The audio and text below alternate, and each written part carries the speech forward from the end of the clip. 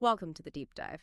Today we're embarking on, well, quite a fascinating exploration. We're stitching together some cosmic forecasting with a really deep psychological allegory. Our focus is super specific, October 11th, 2025. And it seems like this date creates a kind of intense pressure cooker for personal accountability. The sources we're diving into today, they're drawn from this narrative style found in Astrologie et l'Histoire du Pont Brisé, which Tarot by High C has popularized.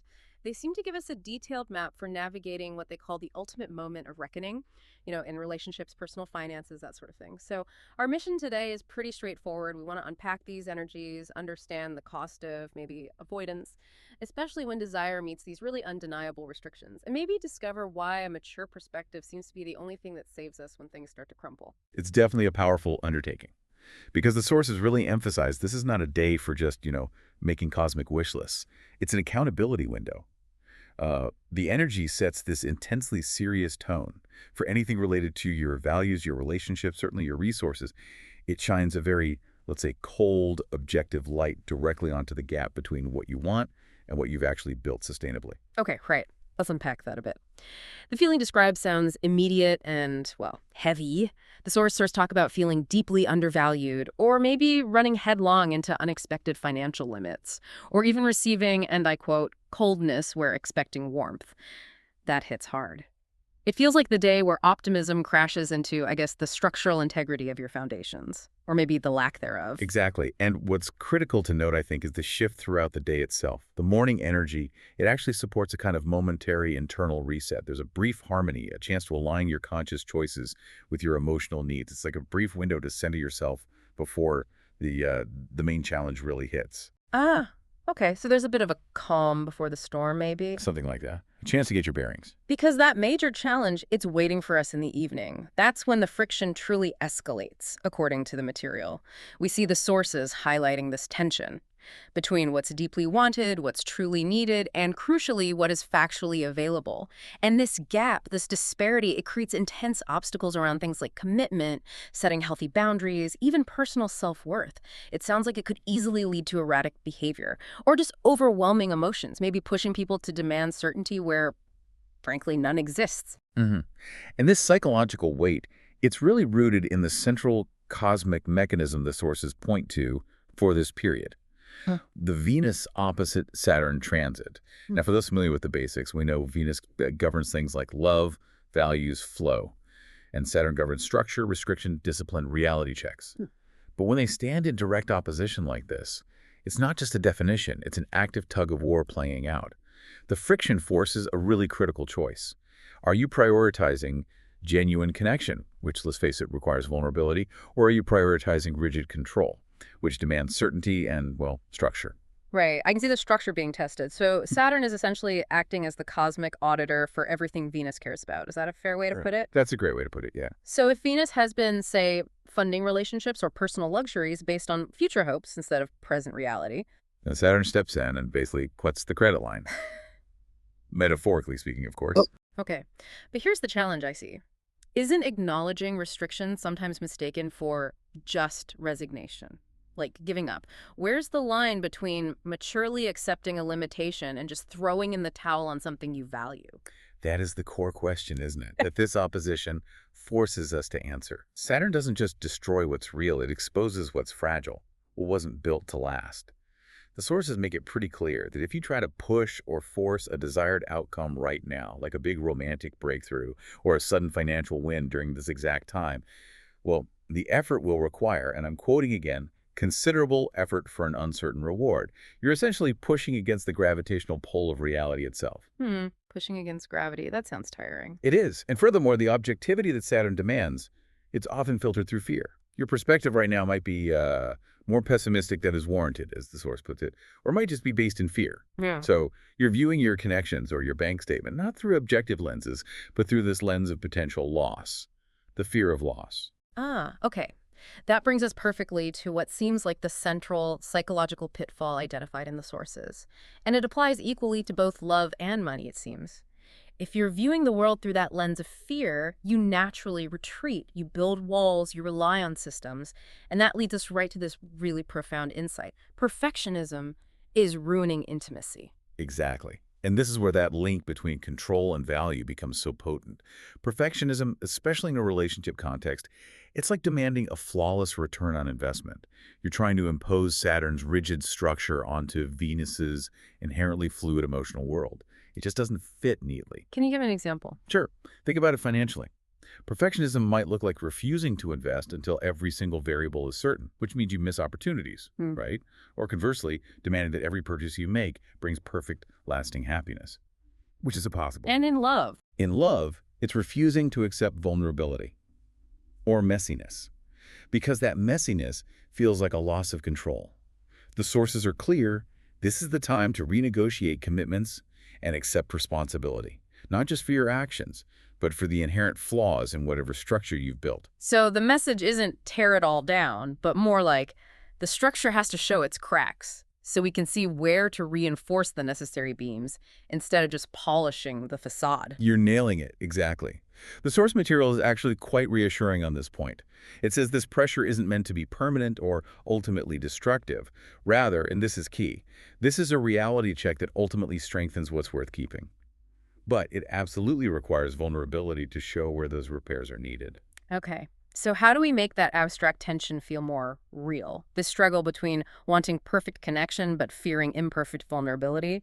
The sources gave us this unique allegorical story scope, didn't they? Featuring a couple named Mara and Theo. They did. It's a powerful way to illustrate the energy. So, the story shows how the conflict didn't start with shouting matches or anything obvious. It began with a physical manifestation of this energy right on October 11th. The tension showed up as a crack, just a hairline fracture in glass, starting at their kitchen table and running straight to the window. It's such beautiful, evocative imagery. Yeah. The table, the place where you share, negotiate, connect, it's fractured. And the source material weaves the emotional and financial stresses together so seamlessly. Mara notices this crack while she's trying to pay bills, Oh, right? yeah. And the numbers on the page start to shift and swim. They echo this instability, revealing what's described as an unseen canyon between her current life and the secure life she thought she was living. That's the financial reality check hitting hard right there in the numbers. And Theo's reaction is just, wow. It's the classic representation of that control impulse overriding the need for connection.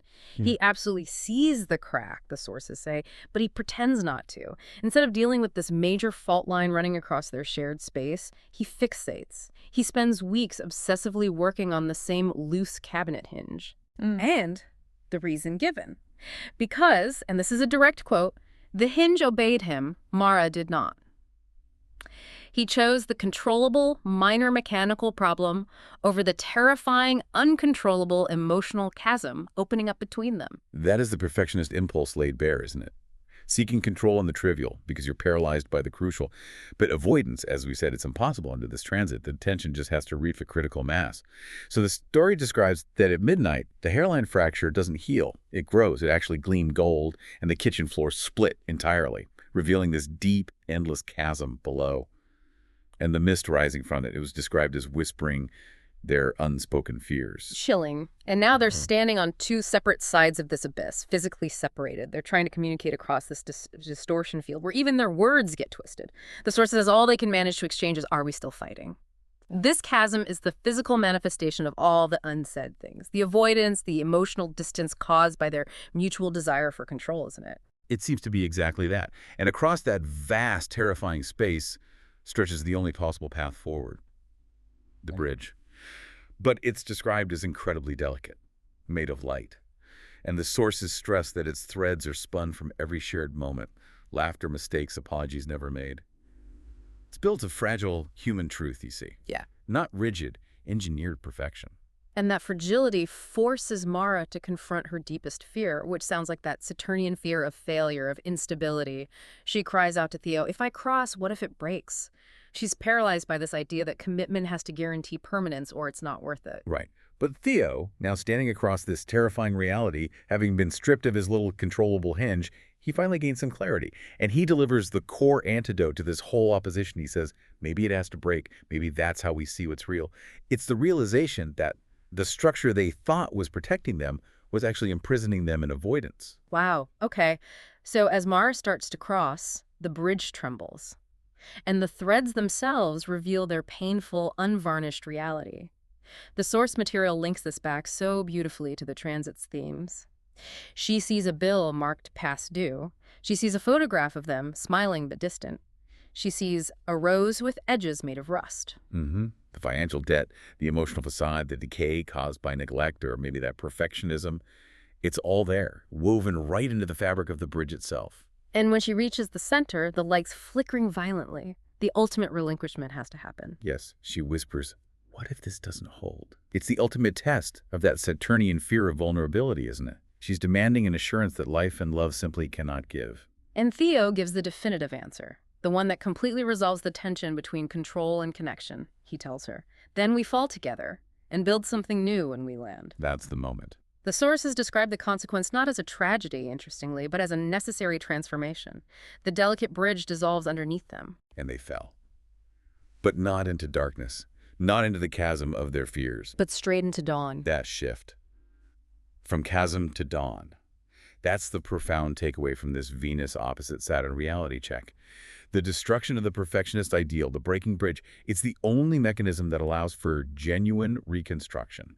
Building something new, based on authentic accountability this time. So when they opened their eyes, the chasm was gone. Their small apartment, it was exactly as it was, imperfect. Yes, the bills were still there, the hinge still squeaked. Those realities didn't vanish. But the crucial difference was the emotional atmosphere. The air itself felt clearer somehow. Exactly. The necessity of the reality check stripped away the need for control, the demanding perfectionism. It left only the essential truth of their commitment, flaws and all. And Mara's final realization seems to synthesize this whole deep dive for us. The light remaining between them, that was the only promise they needed. She understood that love wasn't about control, it wasn't about certainty, and it certainly wasn't about preventing the bridge from breaking. It was only ever about the willingness to cross it. And if we apply that beautiful allegorical resolution to the pressure you might be feeling around this time, the reality check isn't about punishment, it's about pruning. It's about cutting away what isn't truly viable. It asks you to move past the fear that failure is final. Responsibility under Saturn isn't about accepting limitations out of resignation. It's about accepting them as the starting point for building a connection or maybe a financial plan that's resilient because it has been tested, maybe broken, and then rebuilt together. It really feels like a call to let go of the control required to sustain a fantasy and embrace the vulnerability needed for something real. So, since love, or maybe any deep commitment, is defined by crossing that structure, as the source says, again and again, no matter how many times it had to be rebuilt, maybe the question for you is this. What foundational commitment in your own life is currently trembling under the weight of your expectations? And are you brave enough to let the structure of that expectation break just enough in order to build something that is finally authentically real? Something to think about. We'll see you for the next deep dive.